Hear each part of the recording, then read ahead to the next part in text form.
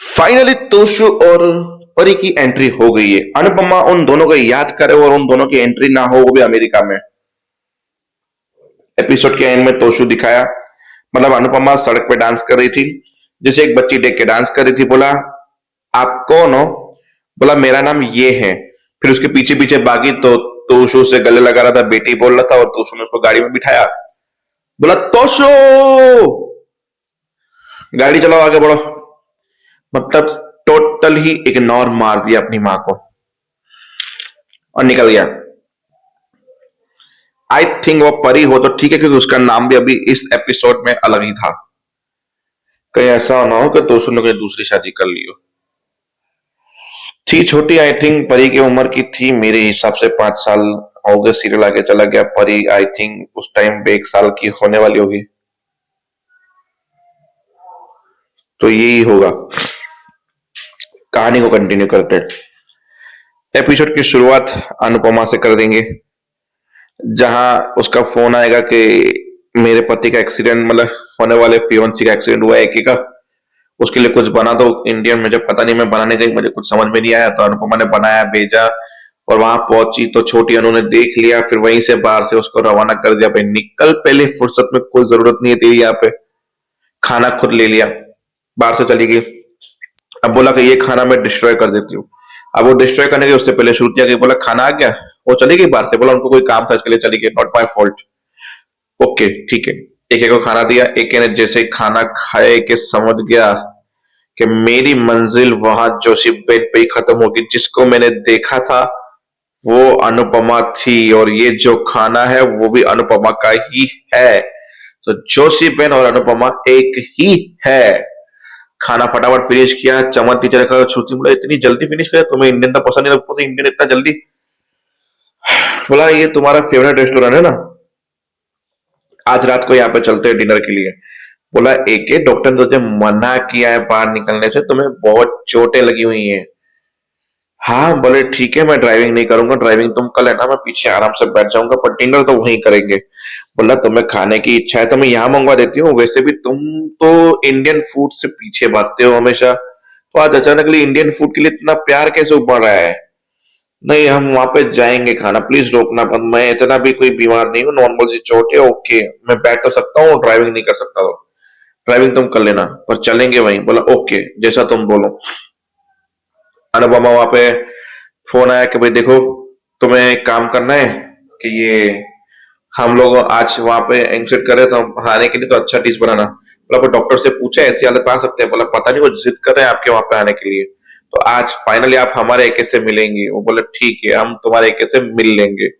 और ये बात सुन ली छोटी, जब बोला कि ये क्या हो रहा है, अब मैं इनको कैसे रोकू जाने के लिए। फिर एपिसोड के एंड में वही रोकने की कोशिश करती है, और सोच रही कि मैं प्लान क्या बनाऊं रोकने के लिए। अनुपमा वहां पे टेबल साफ कर रही है कुक होके, फिर कुछ ही लोगों का फोटो खींच रही है, फिर अंदर एक डिश बनाई जो पसंद आया कि अच्छी डिश है, आज के महीने में ये लगेगी, बना पाओगे ना तुम? बोला बना लूंगी। ओके, वैसे डाला क्या है इसमें, डिश का नाम क्या? बोला डिश का नाम तो मैंने कभी रखा नहीं, वो बच्चे का कभी सब्जी खाते नहीं, तो उन सब मिक्स सब्जियों को मिक्स सब्जी करके और ऐसा डेकोरेशन करके देती हूँ बच्चों को, ताकि बच्चे के अंदर पेट में हेल्दी सब्जियां भी जाएं और खाना का खाना भी हो जाए और बच्चे के लिए कुछ यूनिक भी हो जाए। तो बस यही सब कुछ डाला हुआ है। ओके, अब चलते हैं शाह हाउस, जहाँ काव्या बोलती कब तक इस टावर को देखो, सच में तुम्हें घर बेचने की इच्छा है? तो मैं भी कुछ सोच रही हूँ, मैंने भी जॉब करने का सोचा। बोला तुम्हें करने की जरूरत क्या है, मैं हूं ना। बोला घर में 2 पैसे ज्यादा आएंगे, तुम्हें कोई दिक्कत है? बोला जॉब ही करना और कुछ मत करना, गलतियां बार बार माफ नहीं की जाती है, इतना याद रखना। फिर बाकी आधी रात को कोल्ड कॉफी बना रही थी भाई। बोला क्या कर रही है? मतलब बा मैं सोच रही हूँ इस टावर में जब पापा बेचेंगे इस टावर पे, तो मेरा भी हक बनेगा, क्योंकि इन टेक्निकली मेरा भी हिस्सा है इस घर में। वाह वाह वाह वाह, फर्ज निभाने के लिए तेरा कोई हिस्सा नहीं है, सिर्फ हिस्सा लेने की तेरा हिस्सा है। खुद की बेटी को तो पाल नहीं सकती, हमारे भरोसे छोड़ देती हो, और हिस्से की बात करनी है। और ये घर है ना अभी तेरे बाबूजी के नाम पे, और बाबूजी की हाँ करे बिना तेरा बाप तो क्या तू भी हमारा बाल बाका नहीं कर सकती इस घर को बेचने के लिए, इसलिए शांत। फिर वनराज बाहर बैठ रहा था, इतने में कोई आया, कि आपके पोते ने ऐसा ऐसा काम किया। बोला मेरा पोता ऐसा नहीं कर सकता। जरूर आपके पोते ने शुरुआत की होगी, मेरा पोता ऐसा है ही नहीं, मैं मान ही नहीं सकती। फिर वनराज आया, रुक जाइए, क्या तुमने ऐसा किया है अंश? बोला हाँ, मैंने किया ऐसा।